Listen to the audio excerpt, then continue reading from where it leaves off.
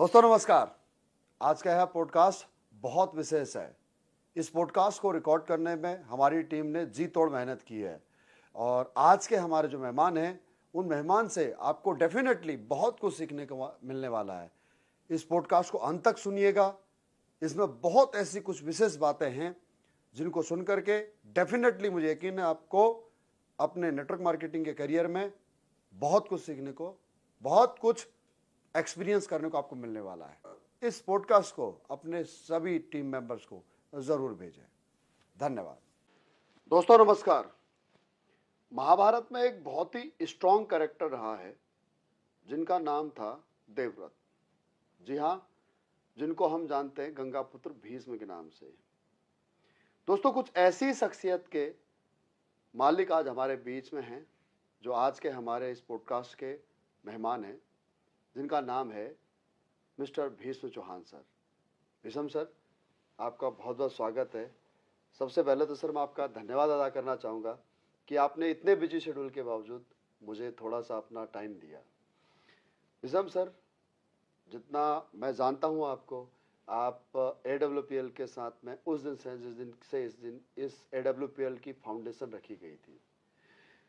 Sir, मैं थोड़ा बहुत जानता हूँ आपको, लेकिन मैं चाहता हूं कि आज इस मेरे चैनल के माध्यम से मैं ही नहीं बल्कि पूरा देश आपको सर, आपकी जो क्वालिटी है, आपकी जो मिल्कियत है, उसको सही तरीके से सर जान पाए। तो मैं चाहता हूं सर, आप अगर AWPL से पहले का परिचय अगर आप अपने शब्दों में देंगे तो सर मुझे बेहद खुशी होगी। बिल्कुल सर, बिल्कुल देंगे। और मुझे बड़ी खुशी हुई कि आपने मुझे इस काबिल समझा कि आपने अपने चैनल पे मुझे बुलाया। नहीं तो सर, ये आपका बड़प्पन है। सॉरी इंटरप्ट कर रहा हूँ। मेरे लिए और आप हमेशा इंस्पिरेशन रहे हैं। और मुझे बड़ी खुशी भी हो रही है रियली कि आज मैं आपके साथ बैठ के बात कर रहा हूँ। Thank you sir. और ये मतलब कि बहुत अच्छा तरीका भी है एक दूसरे को जानने का। जी सर, जी सर। और ये मुझे रियल में ही अच्छा लगता है जब कोई मुझसे मेरे बारे में पूछता है, और मैं भी जब किसी और के बारे में जानता हूँ तो मुझे तब भी बहुत अच्छा लगता है। तो रही बात SLAPS की, तो SLAPS 2014 में आप सबको ही पता है, नवंबर में जब इसका गठन किया गया जी। लेकिन उसकी प्लानिंग पहले से ही चल रही थी। जी जी। लाने की। जब हम पुरानी कंपनी में थे तो जुड़ाव तो हमारा महागुरु जी के साथ था, संजी सर के साथ। करेक्ट है। तो उनके साथ पुरानी कंपनी में काम कर रहे थे जी। तो वहाँ बहुत काम किया, बहुत मेहनत की। सर ने जैसे जैसे बोला ऐसे हम काम करते रहे। जी जी जी। तो फिर उसके बाद बीच में जैसे कि कुछ ऊपर नीचे होता रहता है। जी जी। तो बिजनेस एक बार बहुत नीचे चला गया, फिर दोबारा से बिजनेस इकट्ठा किया, फिर शुरुआत अच्छा बिजनेस होने लग गया। जी। तो तभी सर मेरे से डेली रिपोर्टिंग करते थे, मतलब कि मुझे बताते थे कि आज क्या करना है। मैं उनको रिपोर्ट देता था, सर आज मैंने ऐसे ऐसे किया। जी। तो डेली होता था ये काम। जी जी जी। लेकिन एक दिन हुआ कि सर ने रिपोर्ट नहीं ली मेरे से। मैंने फोन भी किया, फोन नहीं उठाया। हाँ। तो फिर एक सप्ताह हो गया। मेरी ये आदत है, मैं एक बार ही कॉल करता हूँ। हाँ। मुझे लगता है कि सर जब फ्री होंगे फिर जरूर करेंगे वापस। करेक्ट है। तो एक सप्ताह हो गया, कोई कॉल ही नहीं आई। मैंने कहा यार सर कहाँ। फिर मैंने दोबारा कॉल किया। हाँ। तो सर ने फिर भी रेस्पॉन्स नहीं दिया। फिर उसके बाद सर का फोन आया। मैंने कहा सर आप रिपोर्ट नहीं ले रहे, क्या है? बोला लेंगे, रिपोर्ट भी लेंगे। अच्छा। रुको थोड़ा सा। तो मुझे थोड़ा सा डाउट तो तभी हो गया था। फिर मैंने एक दिन दोबारा फिर फोन किया। फिर सर ने बोला कि आप जयपुर आ जाओ, बैठ के बात करते हैं। ओके। फिर उन्होंने जयपुर बुलाया मेरे को। मैं जयपुर चला गया। तो जयपुर फिर बैठ के बात की। फिर उन्होंने बोला कि यार डायरेक्ट सेलिंग को ठीक करना है। ओके। और बहुत देख लिया मैंने, ज्यादातर कंपनी के जो मालिक हैं लालची हैं। जी जी। और सब लोग अपने पेट भरने के चक्कर में लगे हुए हैं, जनता का नुकसान करते हैं जी। और ना जनता के भले के बारे में सोचते हैं। इधर का माल उठाया इधर दिया। जी जी। ये सब चल रहा है। और ये कहीं ना कहीं मेरा जमीर इसके लिए गवाही नहीं दे रहा। करेक्ट है। वो बोल रहे कि मैं पैसा भी खूब कमाया, मैंने डायरेक्ट सेलिंग से कमा भी रहा हूँ, लेकिन अब जमीर नहीं बोलता। जमीर ये कहता है कि अच्छा करना है। और इस इंडस्ट्री में अगर हम आए हैं, हमने ईमानदारी से काम किया है, तो हमारा फर्ज बनता है इस इंडस्ट्री को ठीक करने के लिए। करेक्ट है। तो मैंने पूछा सर फिर कैसे करेंगे, हम तो एक नेटवर्कर हैं, कैसे करेंगे? बोला करेंगे, मैं एक ऐसी फाउंडेशन, एक ऐसी संस्था लेकर आऊंगा जिसमें जनता के भले के लिए प्रोडक्ट होंगे, जिससे जनता का फायदा होगा, लोगों का मतलब कि स्वास्थ्य भी ठीक रहेगा और उनकी जरूरतें पूरी भी होंगी। करेक्ट है। और मैं कुछ ऐसे प्रोडक्ट लाऊंगा जिससे कि लोग प्यार करें प्रोडक्ट से, बहुत सही। और लोग मतलब कि हमें दुआ दें कि यार कितने अच्छे प्रोडक्ट लेकर आए। ओके। तो उसके लिए मुझे भीषण टाइम लगेगा, कम से कम 1-1.5 साल मैं सर्चिंग में लगा हुआ हूँ। तब तक आप थोड़ा सा मतलब कि कर भी सकते हो कुछ काम, या फिर थोड़ा सा रेस्ट करें, या फिर मैं आपको बुलाता रहूंगा। ओके। मैंने कहा ठीक है सर। तो 1-1.5 साल लग गया सर को इसके प्रोडक्ट के इन्वेंशन में, पूरा लगे रहे, करते रहे। तो अब 1-1.5 साल मैं फ्री रह गया। अच्छा। तो अब बोलते हैं कि जब गुरु का हाथ ऊपर से हट जाता है तो फिर संगत भी गलत हो जाती है। जी जी जी जी। तो अब 1-1.5 साल के बीच में मैं तो एक नेटवर्कर था और नेटवर्किंग करता था, और मतलब मेरा तो जो बचपन था वो एक किसान के घर में निकला है। हाँ। पिताजी किसान थे। अच्छा। और दादाजी भी किसान ही थे, और उनके पिताजी भी किसान ही थे। ओके। ठीक है, सारा किसान पीढ़ी दर पीढ़ी किसानी ही चलती आ रही थी। लेकिन ये था कि हमारे दादाजी just like a royal people थे। वो एक गांव के 30 साल लगातार सरपंच रहे। ओके। और बहुत बड़ा नाम था उनका पूरे इलाके में। तो उनकी छवि हमारे पिताजी दादाजी सब में ही थी, और वो उनकी कहानियां मैं सुनता था, तो उनसे सुनकर मैं बहुत मोटिवेट होता था। तो लीडरशिप तो आपको हाँ विरासत में मिली है, जेनेटिक हल्की है। फुल्की, जो मैं ज्यादा नहीं कह सकता। जी। इसको जन्म देने वाले, लीडरशिप को जन्म देने वाले तो खैर संजीव सर ही हैं। जी जी जी। ज्यादा, लेकिन ये था कि कीटाणु थे।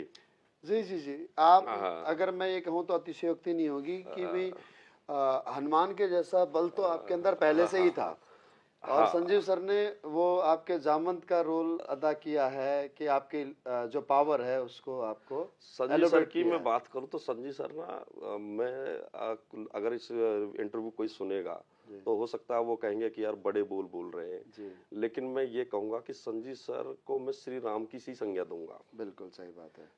क्योंकि श्री राम के अंदर ना मेंटरशिप थी।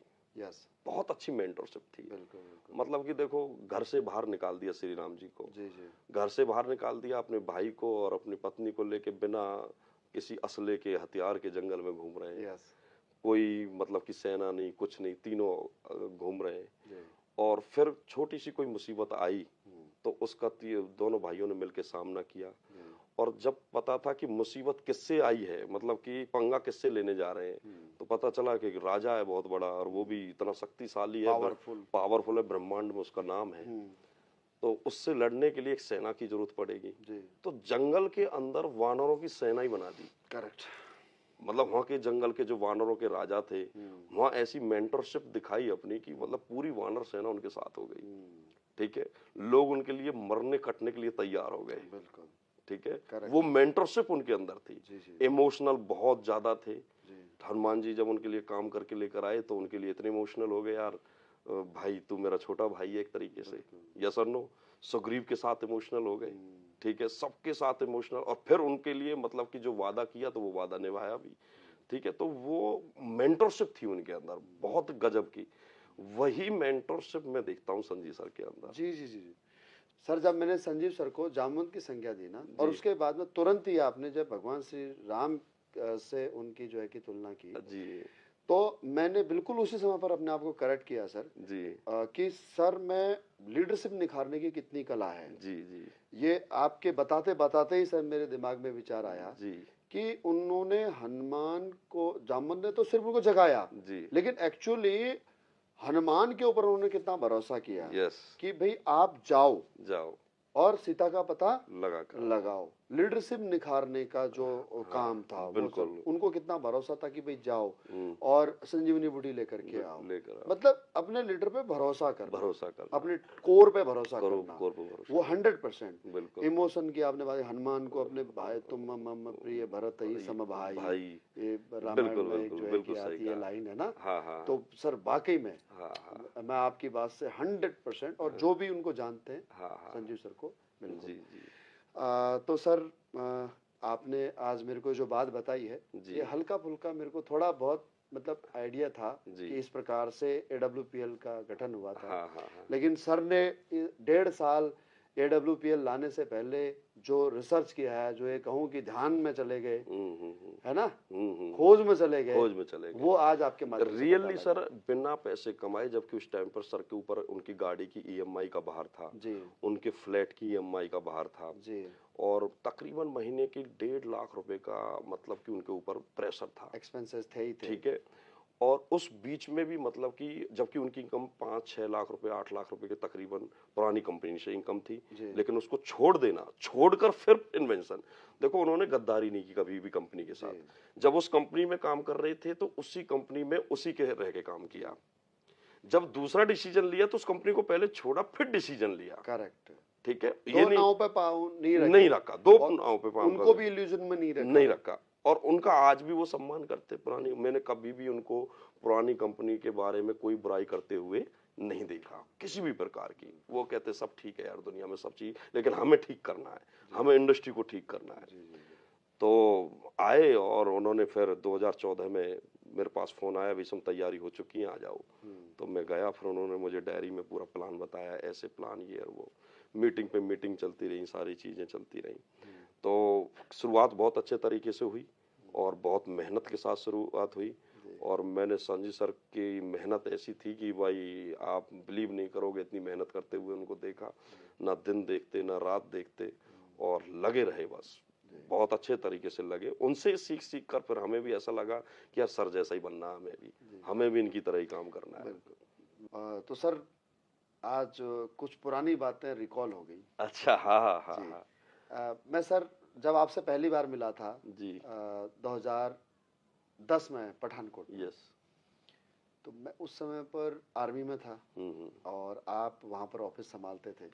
जिनको नहीं पता है उनको बता दूं मैं कि हम प्रीवियस ऑर्गेनाइजेशन में, प्रीवियस कंपनी में city host, as a city host, बिल्कुल सर के गाइडेंस में हमने हमारा बिजनेस बिल्ड किया। हम हालांकि अपलाइन डाउनलाइन नहीं थे, हाँ हाँ, हम को लाइन थे, लेकिन सर वहाँ पर सिटी होस्ट थे। सर मेरी नज़रों में ना आप हमेशा एक जो एक कॉर्पोरेट कल्चर में एक प्रोफेशनल की जो एक इमेज होती है ना, जी जी सर, मेरी नज़रों में हमेशा आपकी वो इमेज रही है।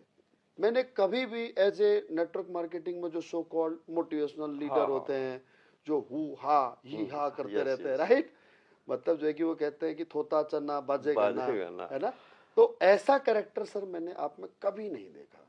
तो इतना मैच्योरिटी सर उस समय पर आपकी एज भी मेरे ख्याल से शायद 25-26 साल, हाँ 24 साल, 24-25 साल रही 24 साल की एज में मैं डायरेक्ट सेलिंग शुरू कर दी थी, है ना। हाँ। तो 24-25 साल की उम्र में सर इतनी मैच्योरिटी, जो मैच्योरिटी दिन ब दिन सर बढ़ते जा रही है। मैं जब आपके संपर्क में आता हूँ, जब हमारे कॉन्वर्सेशन होता है, बातचीत होती है, थोड़ी देर भी अगर आपके बैठता हूँ, मुझे बहुत पॉजिटिव वाइब्स फील होता है। जी। तो सर आखिर अपने अंदर आप इतना कामनेस कैसे रखते हैं सर? एक्चुअली क्या है ना सर, ये चीजें मैं इसका 20% भाग दूंगा हॉलीवुड मूवी का। हॉलीवुड मूवी, हाँ, मैं पहले हॉलीवुड मूवी बहुत देखता था। ओके, मुझे इंडियन मूवी पसंद नहीं आती थी उस टाइम पर। अच्छा। इंडियन मूवी में क्या होता था, आपने देखा होगा कि लास्ट में मतलब कि एक हीरो सारी जंग जीत जाता है, करेक्ट है, लेकिन जैसे ही जीत जाता है तो एंड में उसकी माँ को एक जो विलेन होता है वो ले आता है कि या तो मेरे बॉस को छोड़ दो, नहीं तो तुम्हारी माँ को मार दिया जाएगा, करेक्ट है। ऐसे करके। तो वो बड़ा अजीब सा लगता था हमें कि यार ये क्या खामखा की ड्रामेटिक। तो हालांकि इंडियन मूवी बहुत अच्छी होती है, ऐसी ऐसी भी मूवी है जिन्होंने ऑस्कर अवार्ड जीते हैं, बहुत अच्छे अच्छे, लेकिन मुझे थोड़ा सा इंटरेस्ट नहीं था, हॉलीवुड में ज्यादा था। तो वहाँ की जो मैं मूवी देखता था तो वो पॉइंट टू पॉइंट मूवी होती है, पॉइंट टू पॉइंट वर्डिंग होती है, उसके अंदर एक ही वर्ड में बहुत कुछ समझाने की कोशिश करते हैं वो। और कुछ मूवी थी जैसे कि God father just like a, तो वो मूवी भी मैंने देखी। तो और मैंने वहाँ कुछ रॉयल मूवी देखी जिनमें रॉयल लोग होते हैं, तो उसमें एक सीन होता है कि जो घर का जो मुखिया होता है वो रॉयल होता है, घर रॉयल खानदान के लोग होते हैं। तो वो रॉयल जो लोग होते हैं ना, वो बहुत ही धीरे बोलते हैं और कम आवाज में बोलते हैं और मतलब कि अपनी कम एनर्जी में ही लोगों को समझाने की कोशिश करते हैं। ठीक है, वो ऐसे हैं कि मतलब कि बड़े नुकसान पे भी वो चिल्लाते नहीं है। कोई बड़ा नुकसान हो जाए तो भी बड़े आराम से रहेंगे, बड़े आराम से बातें करेंगे। और उनका ड्रेसिंग सेंस मुझे बहुत पसंद था। वो हमेशा आप देखते होंगे हॉलीवुड में सब जी। सूट पहनते हैं। सूट में हाँ, रहते हैं। तो टाई वाई सूट वूट लगा के वो घर भी जाते हैं तो भी अपने बच्चों से सूट वूट में बैठ के बात करते हैं। जी। जैसे इन ए वीक एक डे मीटिंग हो रही है अपने बच्चों से, तो सूट में मीटिंग करेंगे अपने बच्चों से भी। करेक्ट है। तो मैंने वहाँ देखा जबकि हमारे यहाँ तो अगर हम घर जाते हैं तो जाते ही पहले सूट उतार देते हैं, लोअर उसमें टी शर्ट में आ जाते हैं, बरमूडा पहन लेंगे। बरमूडा पहन लेंगे और फिर बच्चे को टांग पे टांग रख के बात करेंगे, हाँ भाई बता क्या चल रहा है तेरा, पढ़ाई वढ़ाई कर रहा है कि नहीं कर रहा है। उसको एक गलत रोल में उससे बात करते हैं। लेकिन वहाँ के मैंने देखा कि वो उसमें हॉलीवुड में वहाँ के लोगों को वो बच्चों से सूट वूट में बात करते हैं, बड़ी बातें करते हैं, रॉयल बातें करते हैं, ताकि वो एक मैसेज बच्चे के अंदर ये जाए कि वो कि जो आपके फादर साहब हैं वो वर्ल्ड के सबसे बेस्ट फादर साहब हैं। करेक्ट है। वो एक ऐसा मैसेज देना चाहते हैं। तो मुझे ऐसा लगता था कि यार तुझे भी ऐसा ही रहना है, फैमिली के अंदर भी और लोगों के साथ भी। करेक्ट है। ठीक है, एक चलो यारी दोस्ती जहाँ होती है वहाँ तो हमारे आपस में हंसना बोलना हो जाता है। जी जी जी। लेकिन मैं बिजनेस में और जो और लोगों से मैं मिलना चाहता हूँ तो उनके साथ ऐसे ही मिलना चाहता हूँ। कामनेस, इसलिए मैं ज्यादातर कहीं भी जाता हूँ फ्लाइट में ज्यादातर सूट वूट पहन के जाता हूँ, ताकि लोग मिले तो एक अच्छा, मुझे पता तकलीफ होती है, गर्मी भी लगती है, परेशानी होती है, लेकिन उसका फिर दूसरा भी इफेक्ट पड़ता है कि हर आदमी फिर रेस्पेक्ट से देखता है। बिल्कुल बिल्कुल। ठीक है, दूसरी बात ये है कि फिर जो ये बोलने की बात है तो ज्यादातर ना लोग मतलब कि अपनी एनर्जी वेस्ट करते हैं। जी। ठीक है, जिस बात को हम चिल्ला कर वो समझाने की कोशिश कर रहे हैं उस बात को धीरे आवाज में धीरे से भी कहा जा सकता है। तो मैं ज्यादातर एनर्जी बचाने की कोशिश करता हूँ, फिर उस एनर्जी को वहां लगाता हूँ जहां ज्यादा एनर्जी की जरूरत है। फॉर एग्जाम्पल किसी की काउंसलिंग करनी है, फॉर एग्जाम्पल फॉलो अप करना है, फॉर एग्जाम्पल किसी को बिजनेस समझाना है, तो वहां ज्यादा एनर्जी लगाने की कोशिश करता हूँ। या फिर स्टेज पर कोई मोटिवेशन देना है तो उसमें ज्यादा एनर्जी लगाने की कोशिश करता हूँ। जैसे स्टेज से नीचे आऊंगा फिर बिल्कुल काम हो जाऊंगा। फिर कभी कभी तो मैं अपने घर वालों से जब बात करता हूँ तो बहुत धीमी आवाज में बात करता हूँ, हाँ ठीक है, ये तो वो क्या कुछ हो गया क्या, धीमे क्यों बोल रहे हो। मैंने कहा क्या प्रॉब्लम है, धीमे बोलना ही चाहिए, आपको सुनाई दे रहा है ना। बोला हाँ, तो फिर बस इतना ही रहने दो। आप उस लाइन को बिल्कुल आप हिट करते हैं कि भाई अगर आपको अपनी बात रखनी है जी, तो आवाज ऊंची रखने की जरूरत नहीं है, शब्दों में ताकत होनी चाहिए। क्या बात है सर, बहुत बढ़िया। सर जब आपने AWPL स्टार्ट किया जी, तो बहुत बढ़िया तरीके से आपने स्टार्ट किया और बहुत अच्छे तरीके से किया। इस फाउंडेशन की फाउंडेशन रखने में आपने बहुत बड़ा रोल अदा किया। जी जी। लेकिन सर आपके जीवन में कुछ ऐसे बुरा फेज भी आया है एक, जी, जिसके बारे में हालांकि मेरी कभी आपसे पूछने की हिम्मत नहीं हुई। जी जी जी। लेकिन आज इस चैनल के माध्यम से, इस चैनल पर मैं आपसे बड़ी जरूरत कर रहा हूं सर जी, आपसे पूछने की। जी, अगर आप बताना चाहें जी, तो वो बैड फेज कैसे आया और उस बैड फेज से आपने कैसे ओवरकम किया सर। हाँ, ये बिल्कुल सही आपने पूछा। और क्या है कि वैसे तो मैं मुझसे बहुत लोग पूछते हैं, लेकिन मैं किसी को बताता नहीं हूँ, क्योंकि जो बुरा हो गया सो हो गया, खत्म करो उसको, आगे बढ़ो। और बताने से कोई फायदा भी नहीं होता। समझ रहे हो मेरी बात, क्योंकि सबको इंटरेस्ट अपने में होता है, दूसरे में नहीं होता है। लेकिन चलो आप पूछ रहे हो तो हो सकता है मेरी स्टोरी से या मेरी बातों से किसी को समझ आ जाए और किसी को ताकत मिल जाए। बिल्कुल सर, बिल्कुल। तो जब शुरुआत हमने की AWPL में तो बहुत अच्छे तरीके से शुरुआत हुई और एक जैसे एक नेटवर्कर को करना चाहिए ऐसे ही हमने काम किया। और मतलब कि मैंने एक ही शहर से बहुत अच्छा बिजनेस उठा दिया था। तो अच्छा कह सकते हैं उसको, लेकिन आज तो लोग बहुत अच्छा कर रहे हैं, लेकिन उस टाइम के लिए बहुत अच्छा था। बिल्कुल सर, क्योंकि स्टार्टिंग थी, कंपनी कोई जानता नहीं था। 7 प्रोडक्ट थे, बिल्कुल, पैकिंग भी इतनी अच्छी नहीं थी जी। जिसके भी पास लेके जाते थे सब देख के ऐसे कहते थे ये क्या है, नाम भी अटपटा था जी। तो सब लोग ऐसे ही बोलते थे जी। लेकिन फिर भी हमने उसमें पहचान बनाने में पूरी ताकत लगाई जी, बिल्कुल। और फिर आज तो ब्रांड ही बन गया है जी जी जी। तो जब मेरा बिजनेस बहुत बढ़िया चल रहा था, सारी चीजें अच्छी चल रही थी, तो मतलब ऐसा हुआ कि जब मैंने आपको अभी बताया था थोड़ी देर पहले कि 2013 में 1-1.5 साल का सर ने गैप ले लिया था जी, जी, जी। और मैं भी गैप में चला गया था। जी, तो जी। उसमें क्या हुआ कि संगतें कुछ ऐसी फंस गई ओके, जिनके साथ मैंने कुछ एक दिनचर्या चलाने के लिए अपना कुछ काम, प्राइवेट काम कर लिए थे। ओके। अब वो प्राइवेट काम कर लिए तो उनमें क्या था कि कमी मेरी भी थी थोड़ी बहुत लापरवाही की, कि नीचे वालों पर ज़्यादा भरोसा कर लिया। ओके। और तो भरोसा कर लिया तो, और कुछ अपने जो साथ के लोग थे उन पे भी ज़्यादा भरोसा कर लिया, जी। क्योंकि हमने सीखा ही भरोसा करना था। जी, जी, जी। क्योंकि परिवार से भी भरोसा करना सिखाया गया। जी, जी। और फिर संजी सर के जब उसमें आए तो उन्होंने भी बोला बेटा विश्वास करके काम करना चाहिए, जी, जी, जी। ऊपर भी विश्वास करो, बराबर वाले पर भी विश्वास करो, नीचे वालों पे। तो हमने वो विश्वास इतना गहरा कर लिया कि हम तो बस जो सीखा था उसी में ही चलते रहे। जी। लेकिन हमें नहीं पता था कि बाहर सिविल में दुनिया बहुत चालाक और बहुत ही षड्यंत्र वाली भी रहती है। जी, जी, जी। तो उन्होंने मेरी गुडविल देखी और मेरी गुडविल मार्केट में बहुत अच्छी थी जी। और क्वालिटी देखी। तो उन्होंने बोला कि उन्होंने मतलब दिमाग लगा लिया कि यार इसको हम आगे रख के बहुत अच्छा बिल्कुल, काम आपका फेस सामने रख रख के। के और क्वालिटी को यूज करके हम अच्छा काम कर सकते हैं। लेकिन कुछ षड्यंत्र भी रहे, अब ज्यादा मैं इस चैनल पे खुल के नहीं बता सकता। जी। तो उसका नतीजा बुरा निकला और बुरा इतना निकला कि मतलब कि मैं बहुत ही डिप्रेशन में चला गया और पुलिस केसेस भी हुए और मतलब कि कारागार में भी जाना पड़ा, क्योंकि भारतीय जो कोई अगर गलत काम हो जाता है तो उसका दंड बना हुआ बिल्कुल दंड संहिता है उसके लिए। तो वो चीजें भुगतनी पड़ती हैं। तो हम उन चीजों को हमने फेस किया और हमने मतलब कि एक्सेप्ट भी किया और हम फिर उसको फेस भी किया, गए भी, अंदर भी गए। तो लेकिन वहाँ भी अंदर भी एक समाज है, वहाँ भी लोग रहते हैं, लोगों से कुछ लोगों से गलतियां हो जाती हैं, किसी से नहीं भी होती है तो फंस जाता है तो भी चला जाता है। तो वहाँ भी अलग समाज था, वहाँ भी हमने बातचीत की, लोगों से मिले तो वहाँ से भी बहुत कुछ जीवन सीखने जी, को जी, मिला। जी। और रियल में मैं आपको बताऊं, हालांकि भगवान किसी के साथ ऐसा ना करे और ना किसी के साथ ऐसा होना चाहिए, लेकिन मुझे वहाँ से बहुत कुछ सीखने को मिला। जी, मैं सर इसी से रिलेटेड अगला सवाल यही पूछने वाला जी था। जी जी। तो सर आप जितने भी समय हाँ। आप अंदर रहे, जी तो वहाँ पर आप लोगों से मिले, जी। तो क्या बाय नेचर सभी लोग बुरे होते हैं या फिर मजबूरी में फंस जाते हाँ हाँ हैं? हाँ। कैसा एक्सपीरियंस रहता है सर? मैं आपको बताऊं सर, मैं जब गया नहीं था ना अंदर, तब उससे पहले मैं सोचता था लोग बुरे होते हैं कुछ लोग। जाने के बाद मुझे पता चला दुनिया में कोई बुरा है ही नहीं।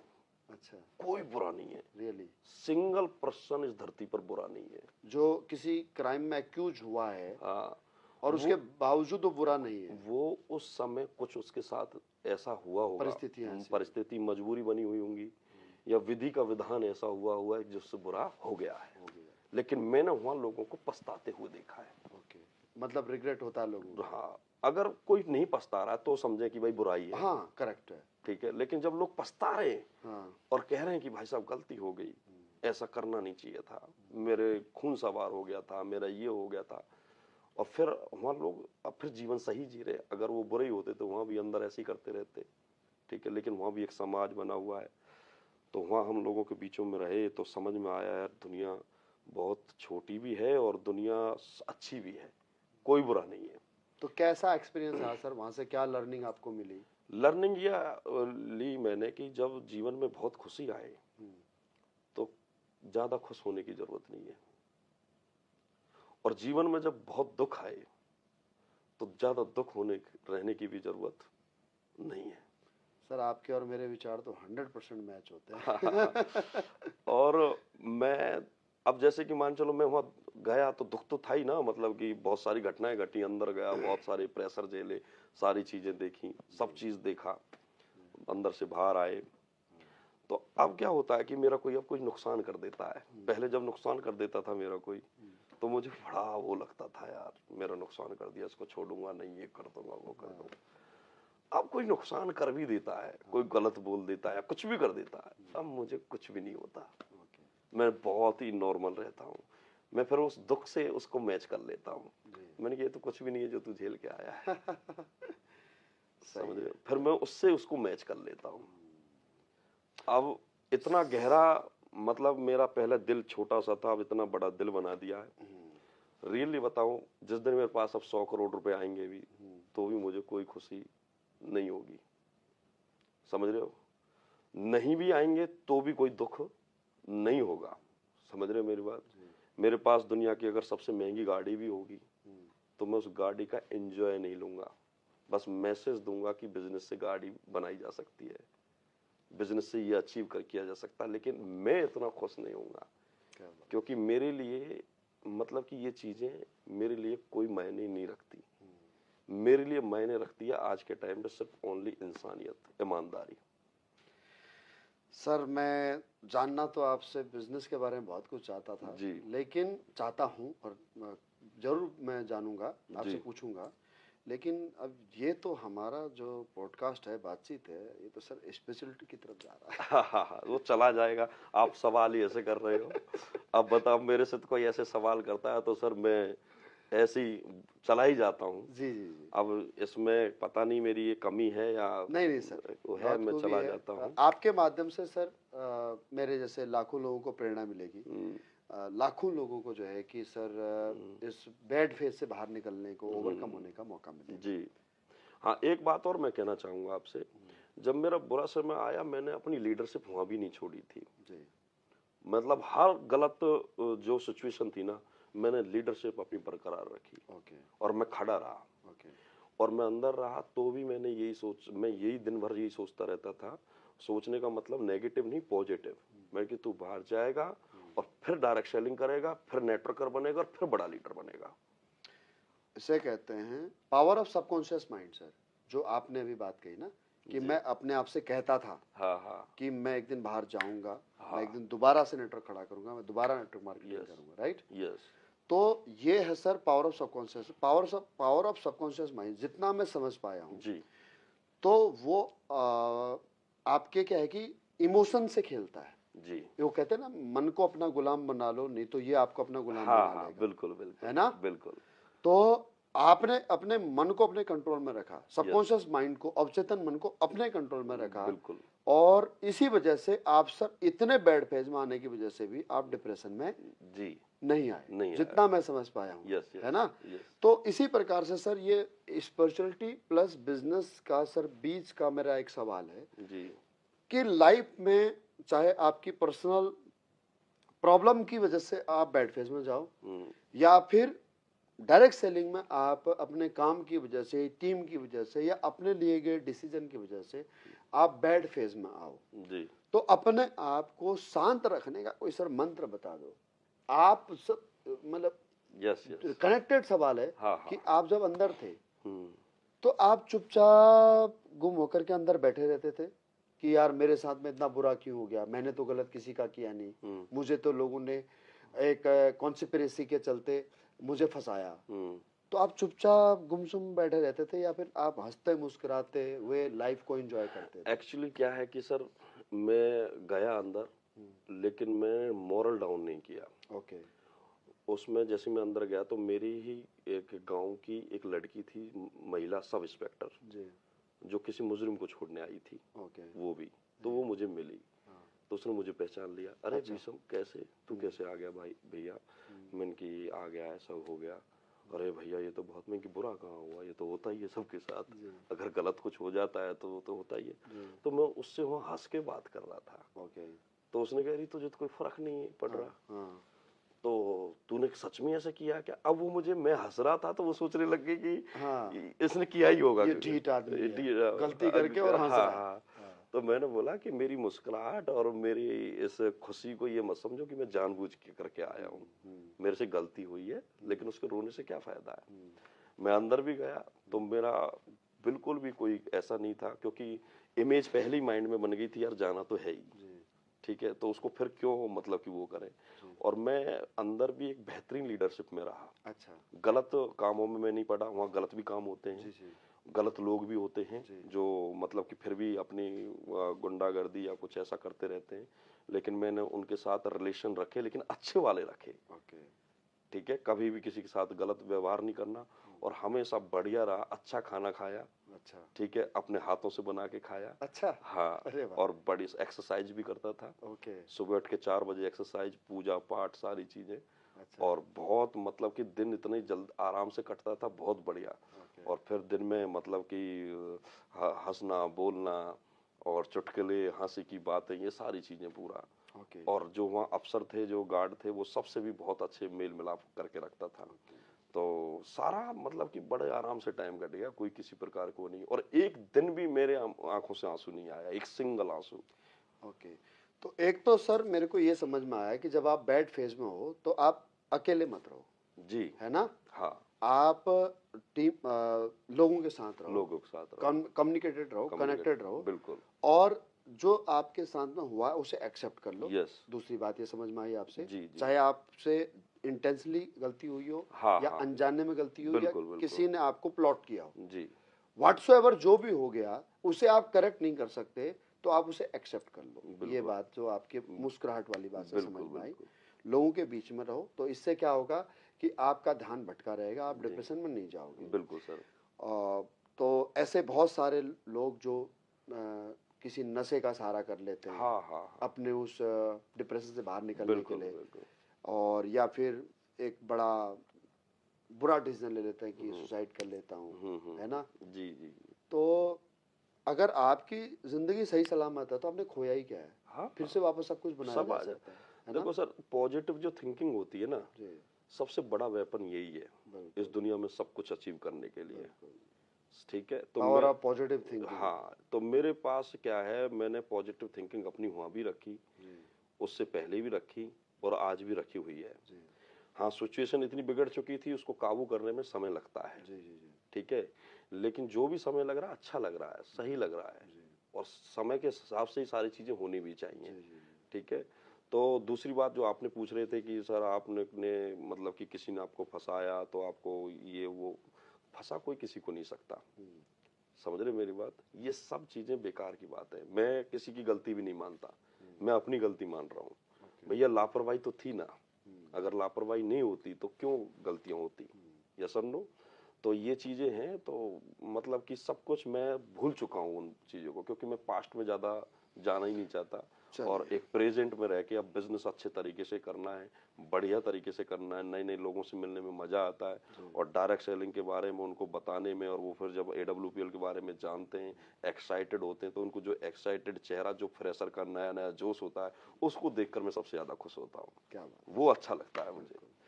चलिए सर, इस मैटर में फिर कभी मैं आपसे हाँ, और बात करूंगा, बिल्कुल सर, क्योंकि मेरे मन में आपसे बात करके और क्यूरियोसिटी बढ़ते जा रही जी है, जी, अंदर क्या हुआ, कैसे हुआ, आपने जो मैं बहुत कुछ जानना चाहता हूँ अंदर क्या होता है। हाँ, लेकिन हम टॉपिक पर आगे बढ़ते हैं। जी, जो मेरे मन में हमेशा जो है कि उठता रहता है जब भी मैं आपके बारे में सोचता हूँ। अच्छा, ये बात सुन करके आपको हैरानी होगी। अच्छा, हाँ, कि मैं आपके बारे में सोचता हूँ। हाँ हाँ हाँ, ये भी बड़ी बात है। जी हाँ, हाँ, मीनवाइल की सर जब भी आपका चेहरा या कहीं पर भी मैं आपको देख लेता हूँ, जी, आपका नाम कहीं पर भी आता है, हम्म, तो मैं अक्सर ये सोचता रहता हूँ कि आपके जैसी कला मेरे अंदर, या फिर मेरे जैसे असंख्य जो डायरेक्ट सेलर हैं उनके अंदर कैसे डेवलप हो सकती है कि एक इंसान अपने बैड फेज से बाहर आता है और आकर के तुरंत एक नेटवर्क को पकड़ता है और उसको जे कर्व स्पीड दे देता है, उसको जे कर्व लिफ्ट दे देता है। मतलब आपके पास में ऐसी कौन सी सर पारस की मणि है, ऐसी कौन सी जादू की छड़ी है कि आप जिस नेटवर्क पे हाथ लगाते हो वही नेटवर्क उड़ जाता है। और मैं ये आपको सर 2010 से देख रहा हूँ। जी सर, जी सर। सर मुझे भी वो राज बता दो। एक्चुअली क्या है सर, ये पारस मनी तो नहीं कहेंगे, और ना मैं ये कहूँगा कि मेरे पास कोई अलग से कोई कला है, ऐसा कुछ भी नहीं है। मैं सिर्फ जो डायरेक्ट सेलिंग की जो सर ने हमें जो सिखाया है, जो बेसिक रूल जो हमें सिखाए हैं, मैं उन पर बहुत ज्यादा फोकस करता हूँ। ओके, बेसिक रूल्स पे, जो बेसिक प्रिंसिपल्स पे। जैसे कि क्या होता है कि हम हर किसी बंदे से मिलते हैं तो हम जज करना शुरू कर देते हैं कि ये कर पाएगा, ये नहीं कर पाएगा, पहला पॉइंट। ठीक है, तो कभी कभी हम देखते हैं कि कोई कम बिजनेस करता है या नाम मात्र का बिजनेस करता है, कोई 27 SP भेजता है, एक लीडर है जो 2000 SP भेज रहा है, तो हमारा फोकस उस पर चला जाता है ज्यादा, और हम जो कम कभी कभी भेज रहा है तो हम उसको सोच लेते हैं ये नहीं कर पाएगा। मैं ये सोचता हूँ कि सर हर कोई कर सकता है। अगर एक लीडर हर बंदे के साथ आधा पौना घंटे बैठ जाए जी और उससे उसके बारे में बात कर ले, जी उसके घर परिवार के बारे में पूछ ले, जी उसकी खुशियां को पूछ ले, उसकी खुशी कहाँ मिलती है सबसे ज्यादा, और उसके विचारों के बारे में जान ले, क्या बनना चाहता है, क्या करना चाहता है, जी और उसको पूछे कि जीवन में तुम्हें सबसे ज्यादा खुशी कब होगी। जी ऐसे कुछ बातें करके और फिर अपने बारे में भी बता के और अपने परिवार के बारे में बता के, और फिर उसको एक सपोर्ट की जरूरत होती है, तो सपोर्ट के रूप में उसको बोले कि मैं आपके भाई जैसा या गुरु जैसा, उसका हाथ में हाथ पकड़ के उसको एक विश्वास दिला दे कि मैं आपके साथ जीवन भर खड़ा रहूंगा। तो सर मुझे ऐसा लगता है कमजोर से कमजोर आदमी भी महान बन जाएगा। अर्थात इसका मतलब है कि अगर किसी भी कमजोर लीडर को अगर हिम्मत दी जाए, हिम्मत दी जाए, हौसला दिया जाए, हौसला दी जाए, तो हर इंसान को आगे बढ़ाने में आप उसका मदद कर सकते हैं। बिल्कुल, है ना? बिल्कुल सर। अब सर मैं इससे ऊपर की एक टेक्निकल चीज आपसे पूछना चाहता हूँ। जी, ये दो बातें तो मेरे को समझ में आ गई। हाँ हाँ। अब सर एक नेटवर्क को तो मैं जीरो से नर्चर कर रहा हूँ। एक मैंने बीज लगाया, उसको मैंने निराई गुड़ाई रखवाली करी, उसको समय समय पर पानी खाद वगैरह सब दिया, उसको मैंने बड़ा किया जी, तो वो तो समझ में आता कि भाई मैं उसको सही तरीके से जैसे मैं चलाना चाहूँ वैसे मैं चला सकता हूँ, जैसी क्वालिटी उसके अंदर है। लेकिन सर एक नेटवर्क पिछले 9 साल से और फ्लैट लाइन पे चल रहा था, मतलब ऑक्सीजन पे था, हाँ, ऑलमोस्ट वेंटिलेटर पे था 9 साल से, जी, राइट? यस, और वो नेटवर्क मतलब सो कॉल्ड जो एक किसी और लीडर के हाथ में था, जो नेटवर्क मार्केटिंग के मतलब अपने आप को बहुत बड़े लीडर मानते हैं, कहते हैं, राइट? ठीक है, तो वो बहुत अच्छे तरीके से वो डेवलप नहीं हो पाया, फ्लैट लाइन पे चल रहा था। जी, और आपने विगत 1 वर्ष में, 1 साल से भी कम समय हुआ है, यस, है ना? नहीं 2 साल हो गए, 2 साल हो 2 चुके साल हैं, हो प्रॉपर तो 2 साल हो गए, 2 साल हो यस, चुके हैं। तो 2 साल में वो नेटवर्क आपने एक लीडर के सहारे जी, कैसे उठा लिया, जबकि उनकी जो पूरी जो सिपह सालार थे हम्म, वो धराशायी हो गए थे, है ना? जी, केवल एक राजा खड़ा था, यस, एक अकेला कह सकते हैं कि एक सिपाही खड़ा था, यस, यस, और जो फ्रंट लाइन के जो योद्धा थे वो पूरे धराशायी हो चुके थे। आपने एक से फिर 1000 कैसे बना दिए सर? ये सर जस्ट एक मेंटरशिप का खेल है जो मैंने संजी सर से सीखा है। जी मेंटरशिप क्या है, लोग बोलते हैं मेंटोर मेंटोर मेंटोर, जी अपलाइन को मेंटोर बोलते हैं, जी लेकिन अपलाइन को जो मेंटोर बोलते हैं तो वो मेंटरशिप सीखे। मेंटरशिप क्या होती है? ओके मेंटरशिप का मतलब होता है कि जो तुम्हारे पास अधिकार है उसका 100% यूज करो, ओके और जो तुम्हारी टीम में जो लोग हैं उनके भी अधिकार उनको बताएं कि तुम्हारे ये अधिकार हैं, ओके और इन अधिकारों को आप 100% यूज करें।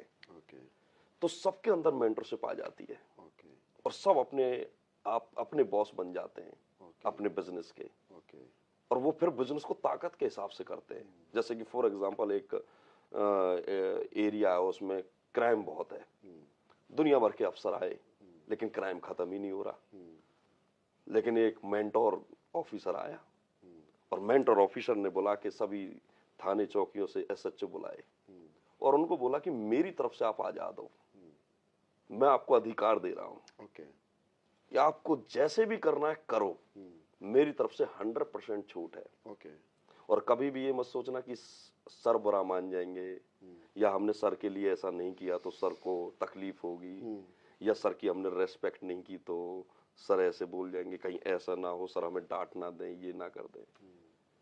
मैंने कहा मेरी तरफ से आप 100% आ जाते हो, जो करना है खुल के करो और दिल खोल के करो, मैं तुम्हारे साथ हूँ, और तुमसे गलत भी हो जाता है बुरा भी हो जाता तो भी मैं तुम्हारे साथ खड़ा हूँ।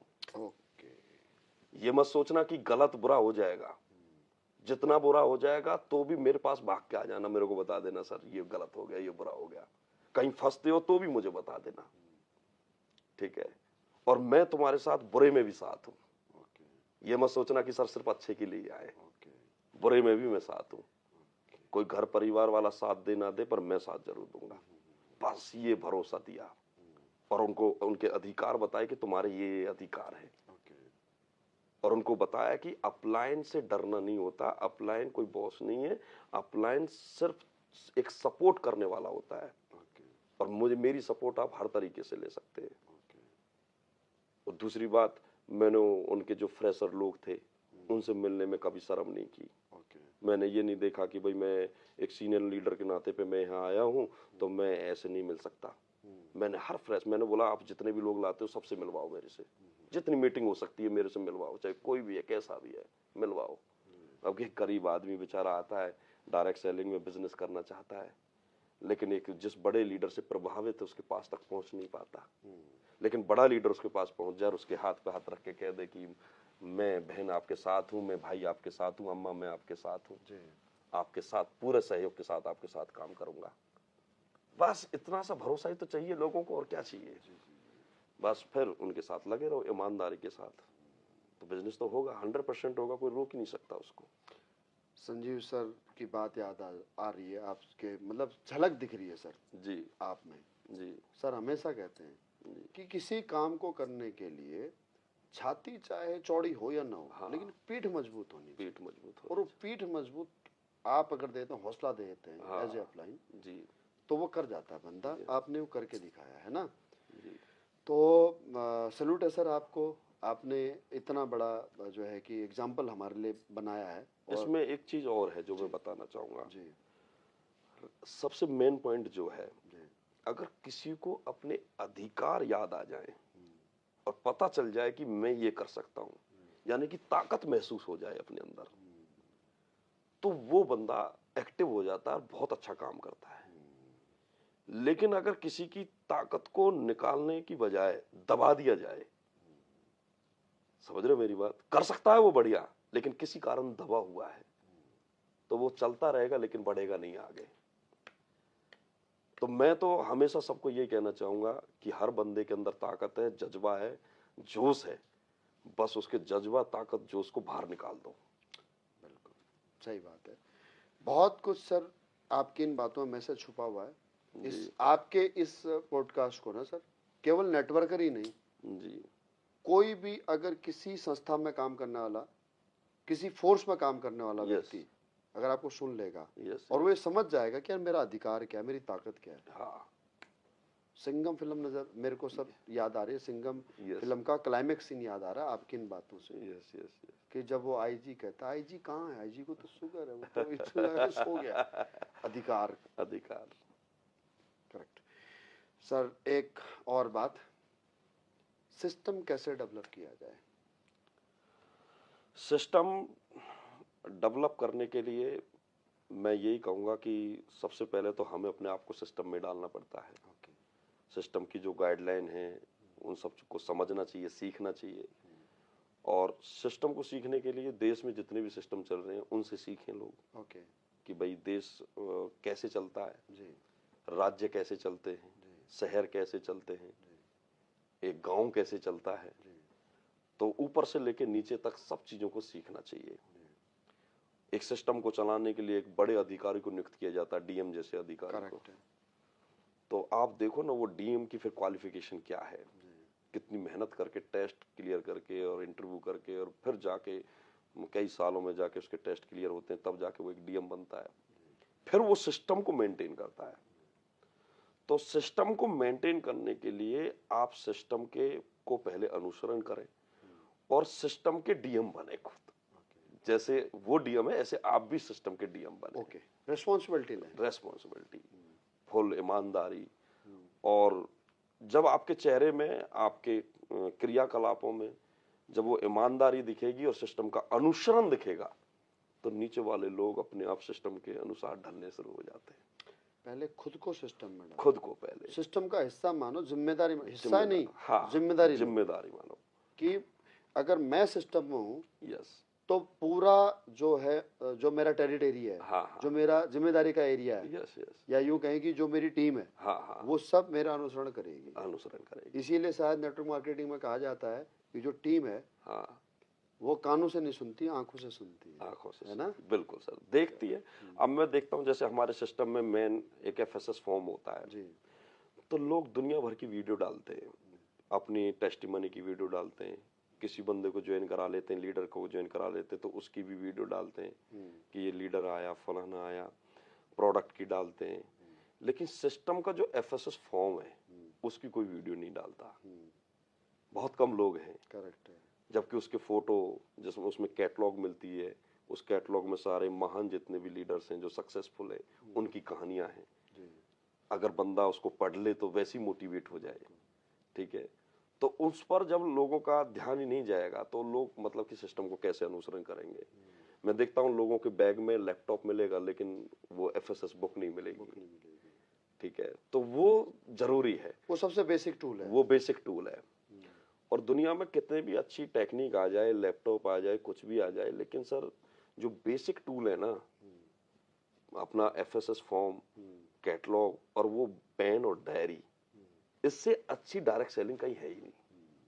हम कितने भी आज इक्विपमेंट का सहारा ले लें, लेकिन जो बेसिक, जो हम किसी से जब मीटिंग करते हैं ना सर, कैटलॉग खोल के और पेन और डायरी के साथ, तो जो आईक्यू लेवल सामने वाले का, जो आंखों का अट्रैक्शन जो पेन डायरी और बुक्स पर आता है ना, वो और किसी से नहीं आ सकता। आप जो बता रहे थे ना सर, एजुकेशन एफएसएस जो हमारी एजुकेशन बुक है, यस, अचीवर्स गैलरी है वो, यस यस, तो मैं ना एक बात मेरे को कनेक्ट कर गई, इसलिए मैंने ये बुक मंगाई जी, कि ये sir think and grow rich, yes, Napoleon की बुक है। हाँ हाँ, और ये फ्री में सर आपके इंटरनेट पर अवेलेबल है।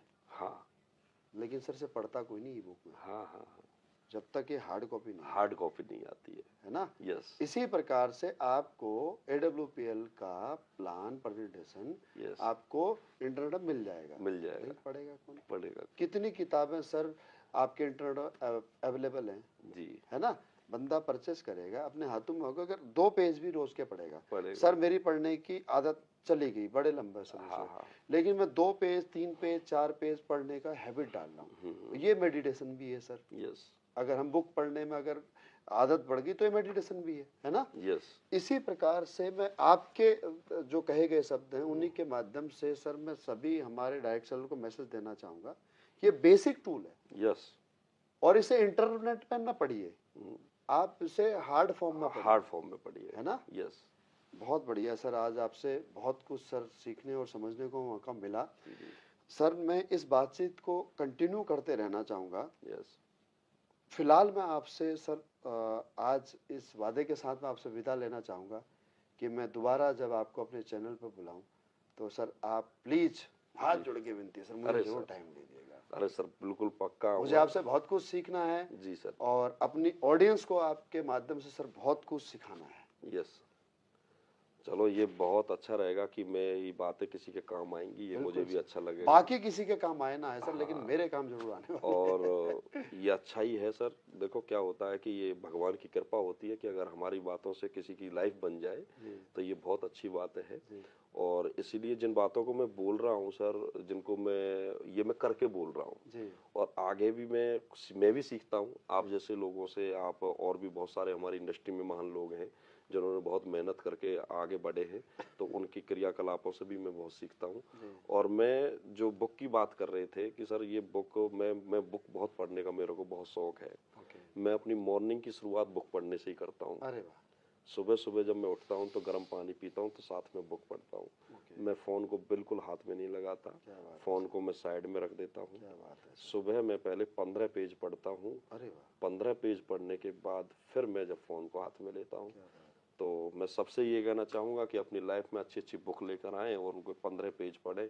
ये क्या है ना सर, ये जीवन सुधार देते हैं। ये पेज ही हमारे जीवन सुधार देते हैं। तो बहुत अच्छा लगता है। और आध्यात्मिक चीजों को भी पढ़ता हूँ मैं, जो भी चीज अच्छी कहीं से मिल जाए वो बिल्कुल सर। अध्यात्म में तो मुझे आपसे बहुत कुछ सीखना है, बहुत कुछ जानना है। बहुत बहुत धन्यवाद सर आज के इस प्रेशियस टाइम के लिए सर। और मैं आशा करता हूँ कि आपके इस प्लेटफॉर्म के माध्यम से आपके सारे सपने पूरे हों, और आपके ही सपने पूरे ना हो बल्कि जो भी आपके संपर्क में आए, जो संपर्क में आए, उन सबको भी आप कामयाब करा पाओ सर। बिल्कुल। और अगले जब मैं आऊंगा तो सर मैं भी आपसे सवाल करूंगा, क्योंकि आपने भी बहुत तरक्की की है, तो मैं आपके पूछूंगा कि आपकी जर्नी कैसी रही, क्योंकि आपका एक्सपीरियंस भी जानना बहुत जरूरी है। जी सर, मैं अपने आप को सर बहुत ही सौभाग्यशाली समझूंगा जी कि अगर मैं आपको कुछ बता पाने में कामयाब ना। थैंक यू सर, बहुत बहुत धन्यवाद। Thank you.